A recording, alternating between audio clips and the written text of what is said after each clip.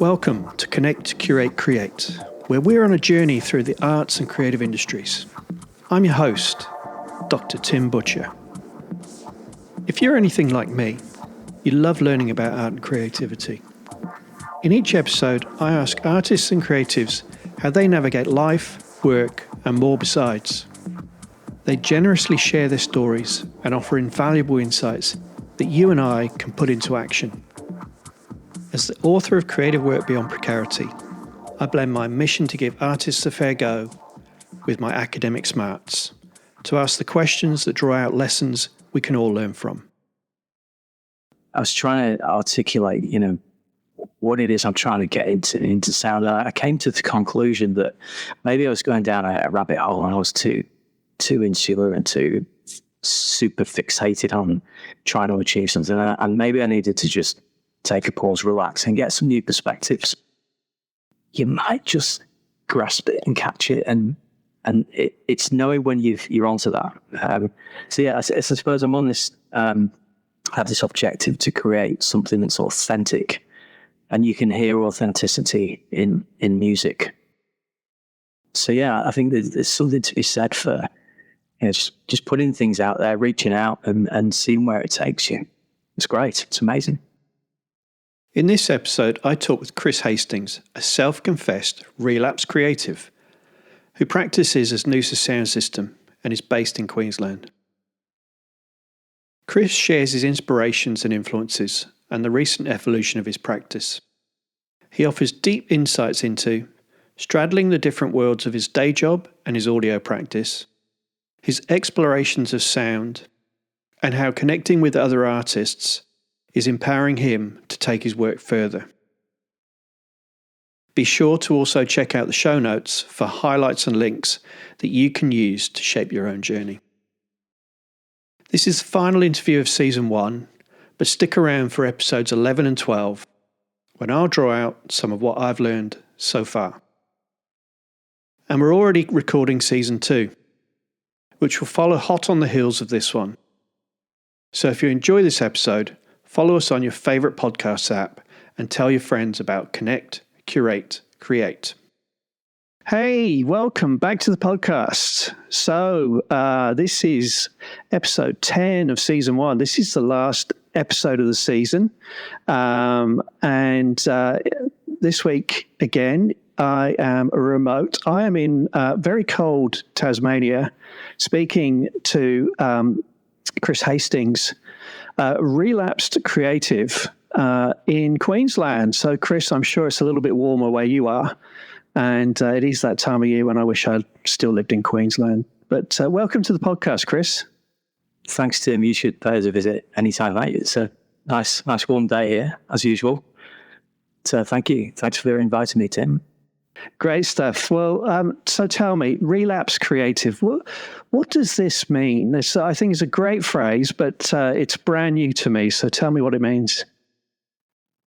Yeah, well, it's brand new to me as well, I suppose. I found myself at an RE and work group session not too long ago, and we were talking there about proactive listening, and it was just the term that I came up with that probably best describes where I'm at in what I call a creative journey right now. Throughout my years, I've always been involved in creativity, but I've had to put it on pause. And I think obviously it's almost like a drink habit, maybe. I sort of relapsed back into getting into the creative world again. So who knows where it'll land this time? Hopefully not in rehabilitation, but yeah, relapse creative is probably the best descriptor I could come up with. Okay, so your creative practice isn't part of your day job? No, it isn't. I've been trying to find the connections where I can, but there's two very different worlds for me. So my day job, a mild-mannered government manager by day, and by night or at the weekends or whenever I can fit my practice in. Music's been a thing for me. So yeah, it's trying to straddle two worlds sometimes, and you always find strategies to achieve that. So yeah, things are going well creatively and equally work wise. Yeah, I don't really get to mix the two practices at all. No, indeed, no, sure. And so, I mean, if checking out your SoundCloud, there's you've got content on there. You're making music, and I suppose I should have asked actually about your music making practice. So on your SoundCloud, you describe it as minimal ambient dub techno. It's something I can relate to as someone who went to university in Liverpool in the 1990s. Yeah, it really resonates with me, and for all of our listeners, you will recognise Chris's music from the intro and outro music. So that was a great little collaboration. Thank you, Chris, for that. I should have mentioned that before too. So look, you have a music practice. Your creative practice is audio, and so, but it's not something you can do at any point, any time particularly, but something you do in your free time, I would guess. Is that how you describe it? Yeah, absolutely. I think it's good that you actually mentioned that our work relates to audio. So the music is audio, as we all know, but there's definitely or almost an exploration of sound in my practice. So yeah, it's good that you mentioned that. So yeah, audio is something that obviously it's the medium that I work most with. I've stretched into connecting that with visual media as well. That was quite interesting. So I think, yeah, obviously my practice is in music. And just looking on just reference to the SoundCloud thing, I do describe the work that I do is kind of minimal, ambient, and dub techno, as potentially three fields of sound or music in which I like to work. That's my own description, and sometimes it's good to have a goal or try and look at an area of practice that you might particularly focus on or have an interest in, but you've got the boundaries that you can navigate and straddle. Sometimes you end up in different territory. So when we talk about sound, super interested in field recordings and natural sounds that you might hear day to day to trigger references and memories and things. So kind of interested in places as well and the natural soundscapes that you get there. Lucky enough to have some equipment that helps me capture them. Usually, somehow that will work its way into what I do in many instances. But it's always tinkered with and reversed or pitched down and echoed, and all kinds of strange treatments happen to it. Which, yeah, it's play. It's play with sound. It's how can I describe that side of things? Yeah, wonderful. And you did talk about intersections with the visual, so perhaps we'll come back to that. But I hadn't appreciated that you're capturing sounds in nature and this. Look, I don't have this background at all. I have listened to music all my life. I've appreciated music all my life, but I have to say I probably haven't appreciated sound enough. So perhaps you could tell us a little bit about, or tell me at least, a little bit about, okay, what is your process? You take a sound recorder out into the field and then what happens? What are you looking for and what do you bring back and how do you then play with that? Yeah, it's a good question. I suppose there's a super disciplined field. So field recording is not a new thing. It goes back years as people have been writing theses on this sort of thing. And there was music concrete. I think that's how you pronounce it. Probably pronounce a lot of things wrong in this conversation, but there was that was the early sort of experimentalists that kind of got involved in doing such recordings, taking them into studios. So what I'm doing isn't anything new. But to come back to your question, my process is to take recordings out and maybe start capturing something. One of the pieces of music I'm putting out soon is exactly this. was in a car park at an oval. Also, my son was refereeing basketball, so I decided that I'd just take the recorders.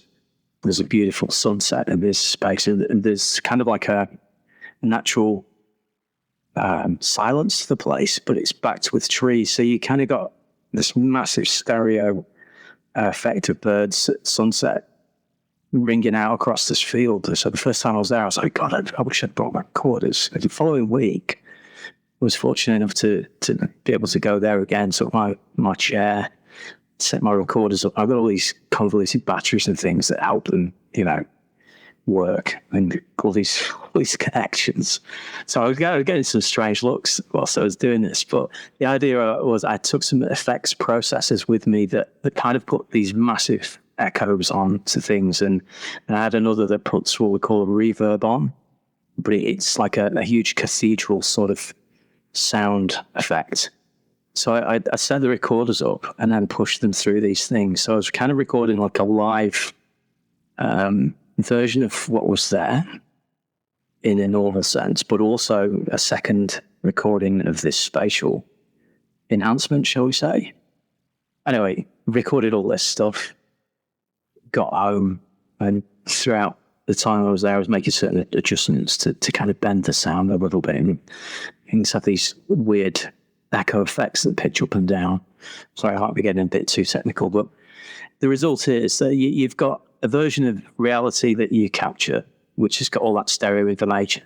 But you've also got this really abstract sort of version of events. So you might have a car going over a speed bump, and there's a rattle and the engine gurgles. But when that echoes through a reverb unit and you pitch it up and down, it does all these really strange things. Then you've got incidental conversations and sound and nature. And I treat that as like a layer of information. So you kind of, when you get back to the studio or whatever you're doing, you disconnect from that space and that time. And then you weave that into some other recordings you may have made that are more musical or perhaps some sort of tonality or rhythm and begin. So it's kind of making a sonic soup, if that makes sense. It might do, it might not. But and then the result at the end of it is something entirely different. And when you play that back and work with it some more, you might find certain frequencies and sounds have different context and the different suggestions. So if you're into your sound design, you might talk about semiotics and things that trigger memories in people that might not be entirely obvious. So when you're presenting a piece of sound work or sound art or music or whatever you want to call it, sometimes there's these little blends of sounds and frequencies that create something new. So I'm super fascinated in where you can end up. There's the process doesn't have a start or an end for me. I might connect different pieces of work from different periods, and when they go together, they just match and they work. So yeah, it's super, super interesting for me. I can kind of take different parts of places and move from one place to another.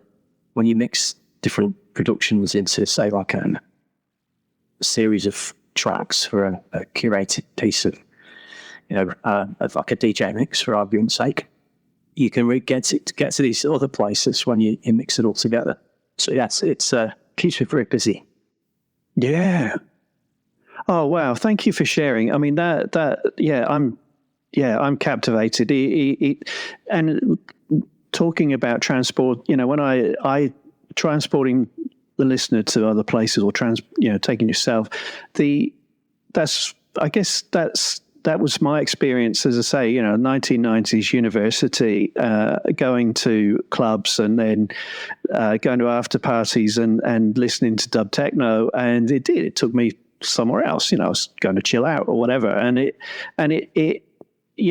So realizing the work that goes into transporting, but more than just that. I mean, your work, the way you've described your work, is far more than what my experience in the past would have been.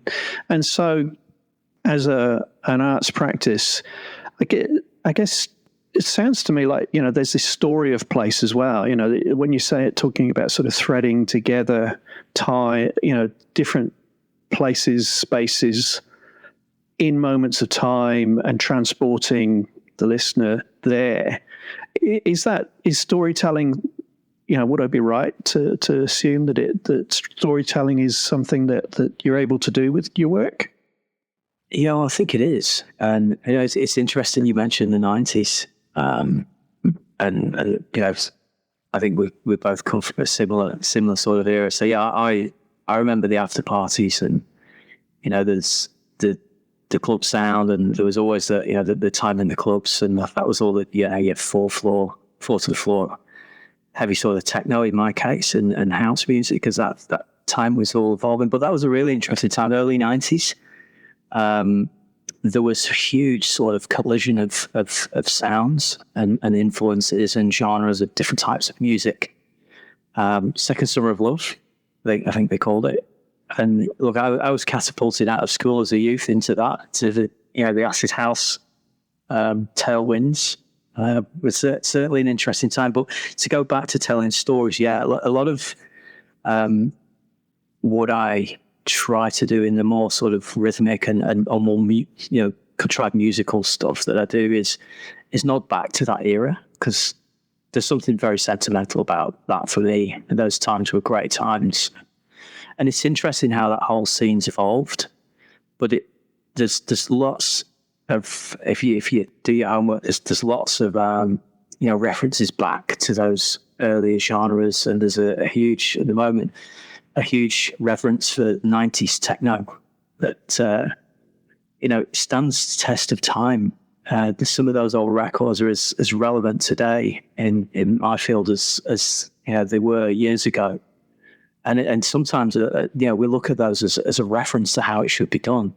Yeah, so that's the other side of the storytelling side of things. There's so much heritage to draw on, but equally there's so many new avenues that we can, as artists or producers or whatever you want to call yourself, we've got a responsibility to kind of take it forwards and navigate new territory. So I suppose the other side of that is I do try and nod back to the past respectfully, with a degree of reverence, but also try and not rise above or stand out. So I suppose there's so much now. There's millions of tracks downloaded uploaded to Spotify and iTunes and all of that on a monthly basis. So really, I suppose we could get onto like the economics of creativity in the music world. You're very lucky if you make any money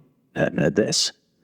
So the reasons a lot of people do this are for their own sort of, they just want to contribute to the conversation. So yeah, storytelling is a huge part of that, but also part of the future. Yeah, I think we've got opportunities with any creative endeavor to tell a story.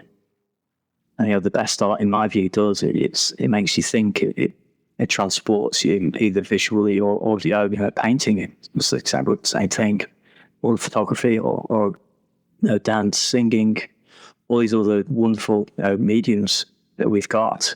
All have got the opportunity to take you somewhere new. Yes, absolutely. Yeah, I couldn't agree more. I suppose you got me thinking there about,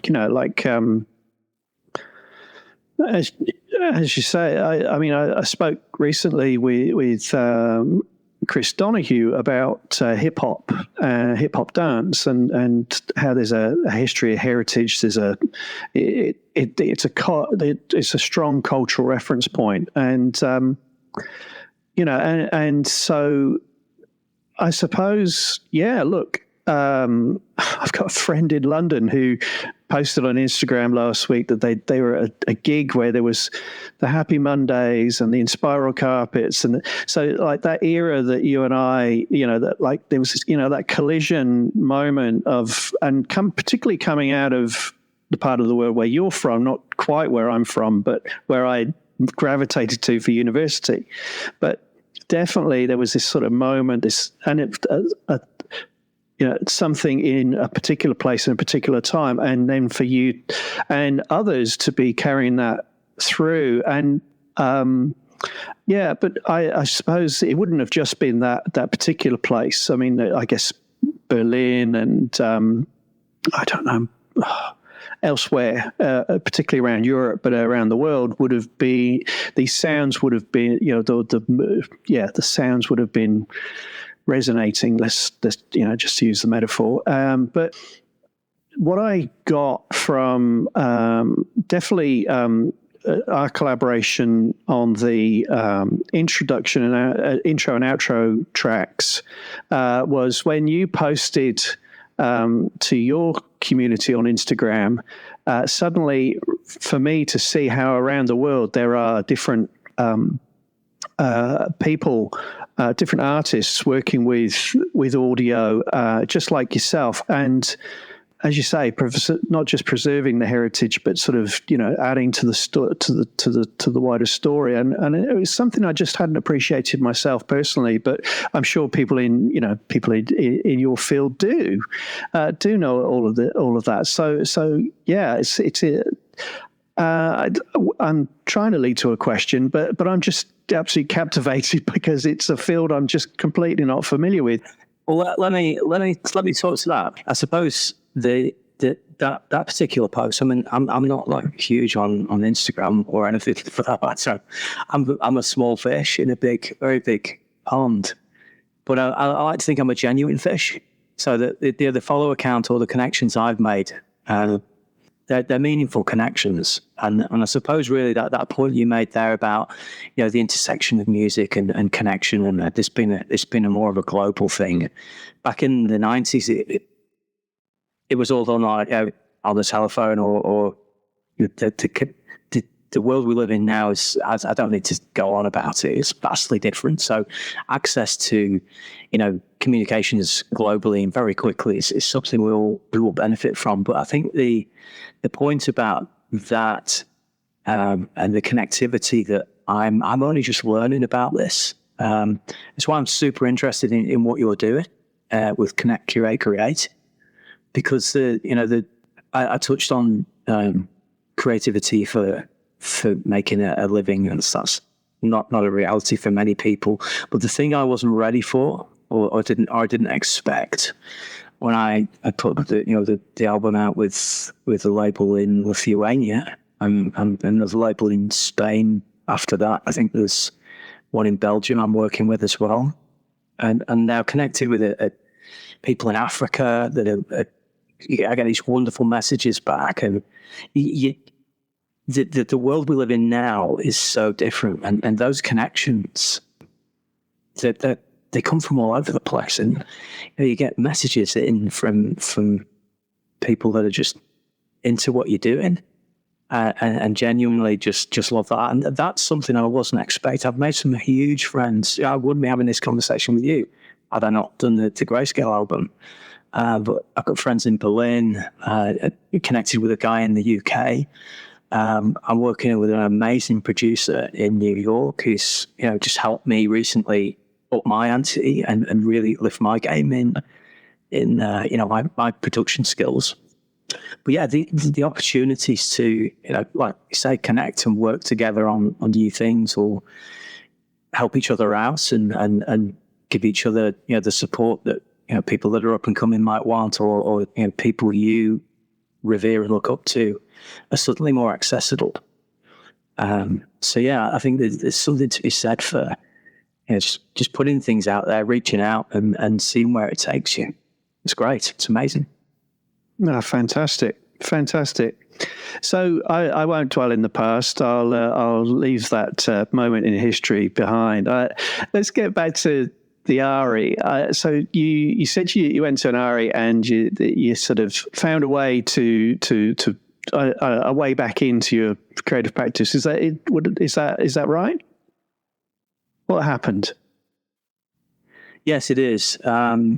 So what happened there was I didn't even know until I listened to one of your previous podcasts. I forget which episode it was, what an ARI was. And for those that don't, it's an artist-run initiative. So yeah, I ended up at one of my locals simply because I was doom scrolling one particular afternoon, and I saw this beautiful red analog radio picture, and it was an active listening workshop.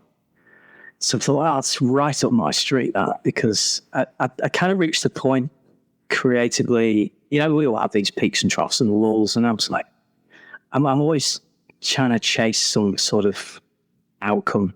I always got something in mind. I probably said I didn't at the start of the podcast, but this particular time, I had this particular sonic narrative that I was chasing at, and it was failing miserably at it. So, not feeling it, switch it all off, to close the door. I was trying to articulate, what it is I'm trying to get into sound. And I came to the conclusion that maybe I was going down a rabbit hole, and I was too insular and too super fixated on trying to achieve something. And maybe I needed to just take a pause, relax, and get some new perspectives.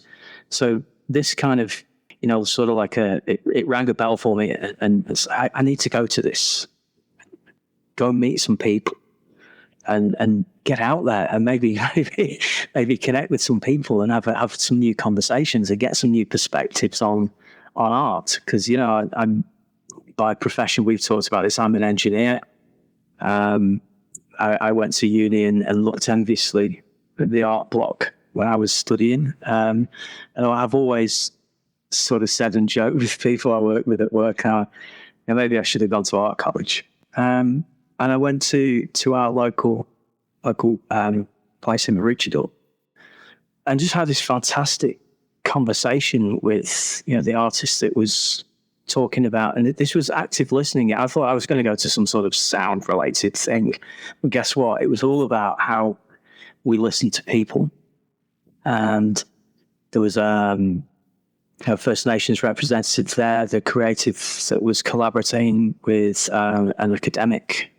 Forget Perrin Ellis is the person connected on Instagram with Perrin, and they gave such a compelling workshop for me. And it was about, we were listening to, we closed our eyes, we were in the middle of a city, and again, going back to sound, active listening, obviously, that it was focused on sound. So we did these exercises with the group around what can you hear, and what does that say, what does that mean. But we then talked about tonality in people's conversation.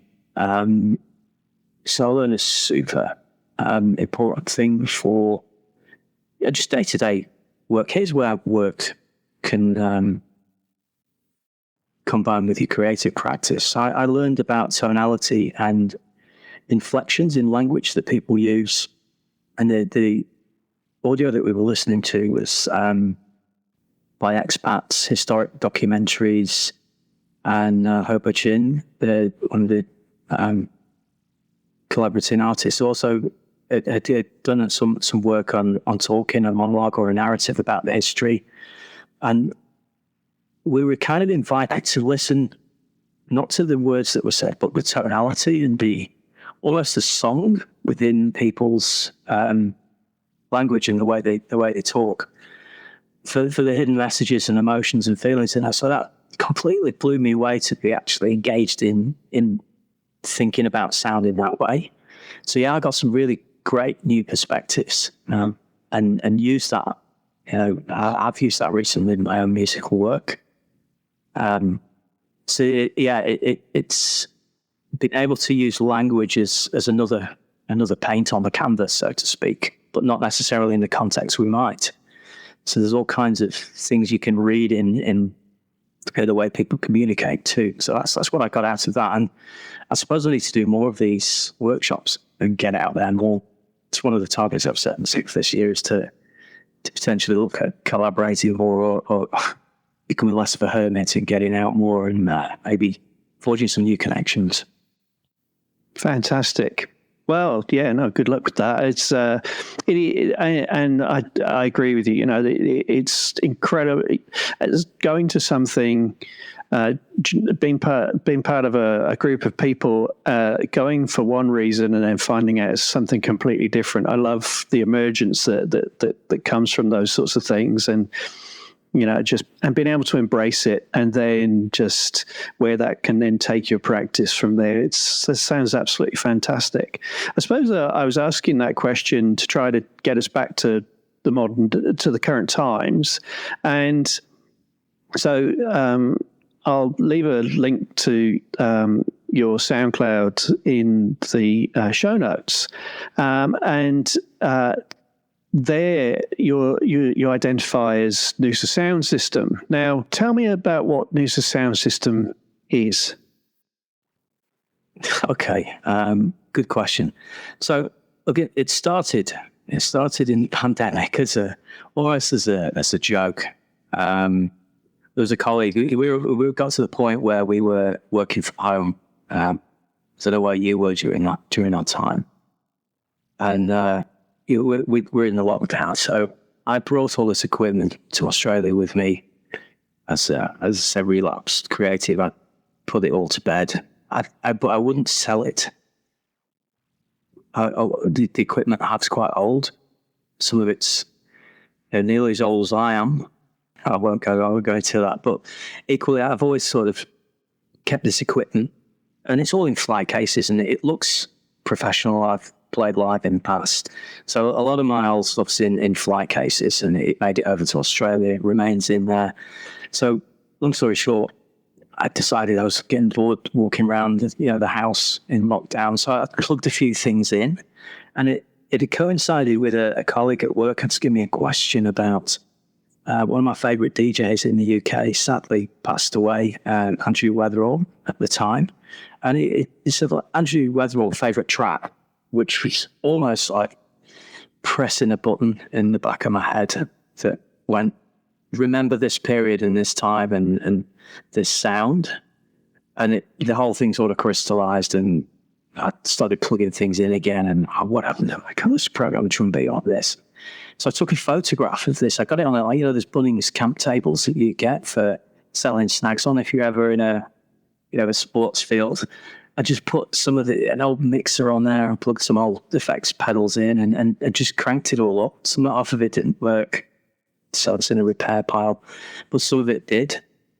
I've kind of found old samples and productions that I was working on back in the early 2000s that just got put to bed. And so kind of revitalized this, took a picture and posted it and said, look, start at Noosa Sound System.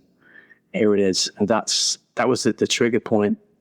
So it kind of stuck from there, but giving it some more thought and on reflection, I released as Noosa Sound System because it's kind of a nod back to the Jamaican influence. And coming from the UK, Jamaican sound system culture came over from Jamaica and just took off in the UK. And was a huge part of, almost subliminally, the music scene and the culture as it evolved in the UK. And to this day, that same culture exists. Look, I don't run a sound system. I might do one day, I don't know. But the thing I liked about the idea of a sound system is it can be anything.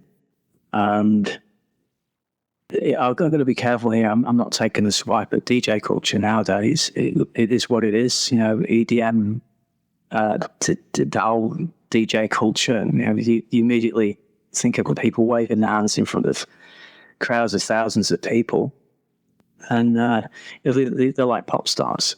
I'm not that kind of DJ. I can mix with the best of them on Technics turntables and CDJs and the like now. But the whole sound system thing it's not about the person. It's about the sound system, and in the Jamaican sense, sound systems serve a community, and they represent something that's for the people. Sounds really idyllic, I know, but I just like there's an anonymity about that, and it's also a nod back to the Jamaican dub culture, which I'm a huge fan of that. I totally nerd out when it gets into the realms of dub and all the effects units, and you will hear that in my work, I guarantee it. So yeah, it's a nod back respectfully to Jamaican culture, Jamaican influence, how that integrated and influenced the dance community and dance culture, and to an extent still does today. And there's an anonymity about it that I like. It's not about one person stood in front of everybody say, "Oh, look at me! This is all about me." It's not. It's about the sound. It's about the system, and it might evolve. It might evolve into a live PA at some point, or it might evolve into an artist selection somewhere. I don't know. Just releasing records. That's the objective at the moment. Yeah, fantastic. Look, Chris, what is shining through for me is, two things really. So first is how humble you are, and how respectful you are of the tradition. And the second thing for me is very much about how the dog is here and he wants my attention. So sorry, listeners. Okay, so the second thing that's really coming through for me is my own appreciation of music, and particularly the genre of music, would be, it exemplifies an issue I have really more broadly in the arts, and where I see it most in the visual arts, is the distinction between art and entertainment, or the, and I do sort of have this concern around, not sort of, I absolutely have this concern around how it's becoming less and less easy to distinguish between what is art and what is not. And I guess you've just pointed to this a key problem in music, that someone like me who is uneducated about music, I know what I like, but I actually would, and I suppose I can distinguish between the hands in the air stuff, the look at me DJ stuff, and something like your work, but that I still wouldn't appreciate the nuances of that enough to be able to go out and find the sort of music that I'm looking for. I'd find the search really difficult. So it does really speak to this broad, this my broader concern. I don't think it's everyone's concern, but it is for me. It comes back to arts education, and the less we appreciate art and its cultural references, and the process and practices of artists themselves, the less we can distinguish between what is art and what is not. And that's not to make distinctions between high, low art and the rest. It's actually to say, for us to know what art is. And so the way you're describing your practice, it really, it's the way you embody your practice, the way you speak about your practice, that actually makes that a very clear distinction that helps me to not actually see it as entertainment. There's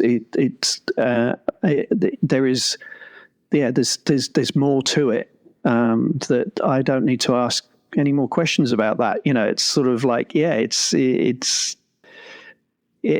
is art. So Noosa Sound System, let's get back to that. I mean, I love the idea, I love the concept, and also the fact that it came out of your lockdown experience.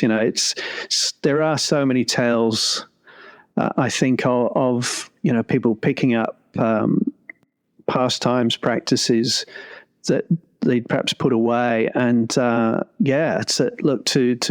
get back to your equipment and everything. I mean, it sounds, in some ways, it sounds quite romantic, but at the end of the day, I suppose it's far more than that. It's unlocked something for you, I guess, and so it's unlocking for you a way. I don't know. You tell me, Chris. You're now heading in a direction you perhaps hadn't considered back in before 2020. Yeah. Good point and good conversation. I think I could perhaps connect that back to the previous point about art and entertainment. And well, no disrespect to the hand waving DJs that do a great job. They entertain the people. That there wouldn't be that scene if there wasn't a huge appetite for it. So I may be rude to discredit that. That's not my intent.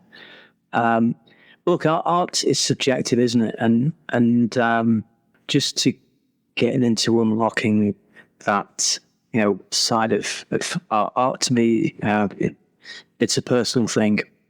There's several connections I've made that we talk about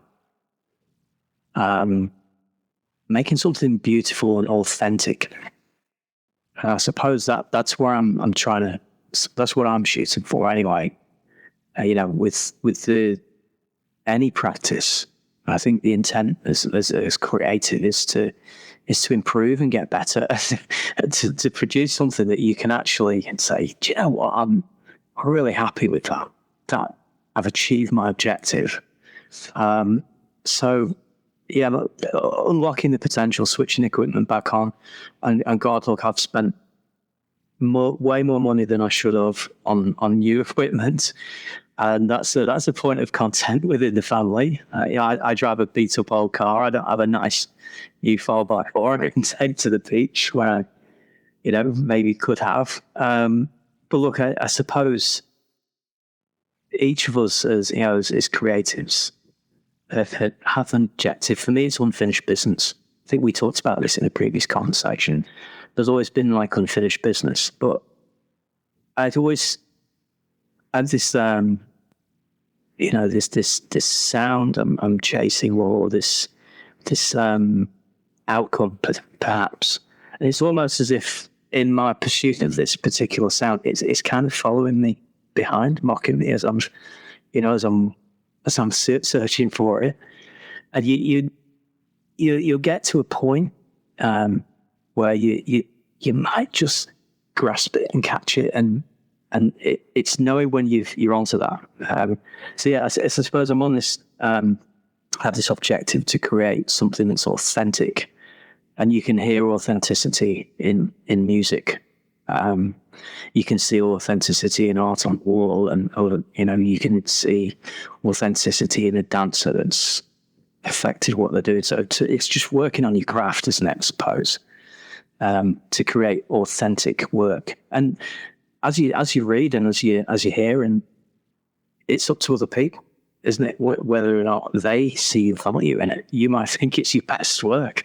And I've done a piece of music recently. I slept beautifully after I finished it. And this particular track, I knew it had value for me, and I've been wrangling with it for over a year. And I think I'm on the 9th version of it. And I was finally finished with that piece of work the other day, and I'm going to start working with labels now to see where it'll go. I'm pretty confident I could get a digital release out somewhere, but the intent is this year. My objective is to get back onto vinyl, because I'm talking about something that's authentic, nods back to the past. A piece of vinyl or a record that's almost like a framed artifact that Andrew Weatherall, favorite DJ, he used to talk about vinyl records. You might press 100 or 500 or 200, and those are artifacts that you put out there that capture almost like a magic spell, cut into the grooves that someone might play later down the line and go, oh my God, this is amazing. And that might be 20, 30 years. I might be dead and gone, but I'd be super satisfied if I've put something out that's authentic, that somebody digs later down the line, and I could just, doesn't need to be thousands of records. If I've put something out that's amazing and the best of my ability, and I managed to translate what I'm after in some sense onto a medium that can, stand the test of time, then that's a big tick for me. But yeah, authenticity in our work. Wow, Chris. I mean, yeah. I was gonna, I don't need to ask you anymore. You've just given us the perfect end, and it's a great way to end the season for me. We've covered so many topics, but there you're really right at the crux of what it is to be an artist, to be on that pursuit, that journey, that search, and for it to have so much meaning to you, and it doesn't really matter how other people value it, but to put it out there into the world and then for it to have a life of its own and to cast forward into the future. But that's not for you to determine. And I think that really is a great way to sum it up. But perhaps, what does the future hold for you in your practice? That would be my last question to you. So in the short term, one of the connections that I mentioned in Berlin. So I'm doing what we call guest mixes now. And so there's curated mixes. So there's the community I'm in. There's lots of DJs that don't necessarily produce. Some do produce, some DJ as well. Some DJs more than others. So I'm doing this really, really interesting. Well, I've done it. I've finished it. So by the time this goes out, I don't know. It's going to release in around about the 17th of May. It's a curated 2-hour set that I've done. Now, often you'll if you do a mix, you'll play other artists' music, and I've done a few of those. I've got a few of those out around. So if you Google Noosa Sound System, you'll find these mixes. But this one was different. I wanted to do something for this podcast called MLD that kind of explores a completely different narrative. So yeah, I could beat mix 12 records and showcase some awesome music. What I did with this one was take soundscapes and some of the things I was talking about earlier in the podcast, particularly that recording at the Opal. That's in there. So you can hear all kinds of weird happenings. And yeah, this is a kind of like a 2-hour exploration, almost like an expedition into these tripped out sonic worlds that, I like to create more for my own listening. And these have been on, a lot of them have been on my hard drive for over a year now. And they're almost like my own personal listening. So I'll listen to some of these when I'm drifting off to sleep sometimes. Or, I might have to on the commute to work in the car, and it's super relaxing, but there's some twists and surprises in there too. So, if you start to listen to what I do, you'll know I'm always poking the bear. There's always like a tongue-in-cheek punk ethic going on in the background. So it's like ambient music with the punk attitude in places. So yeah, that's the next thing. So I'm kind of like in the short term, I am networking. I'm connecting with people and really enjoying that and seeing where that takes me. So it's not necessarily about getting quantities of music out there, as I pretty much say. It's all about quality. So I'll be releasing some more stuff soon. I'm hopefully joining a various artists vinyl release coming out of Australia soon, which is super exciting. Got a track on there. It'll be sort of reggae infused techno track. So yeah, just more of that really. Just see where it goes, see what connections I can make, and just put some interesting music out there that hopefully we start some conversations. And then after that, who knows? Maybe world domination. Maybe I'm up on a stage waving my hands. Who knows? Well, Chris, there is so much inspiration for all of us. I have certainly learnt plenty in the last 40 minutes or so. So, look, thank you so much for your time. And I will follow along with interest, and I'll make sure that there are links in the show notes to your work. So, thanks again, Chris. I really appreciate your time. Oh, look, thank you, Tim. It's been absolutely great to do this. Really appreciate it. Thanks for listening to this episode of Connect, Curate, Create. I hope you found inspiration and insights that you can apply to your own creative work. For highlights and links, check out the show notes, and be sure to follow us on your favourite podcast player so you never miss an episode. Tune in next time as I continue to explore life and work in the arts.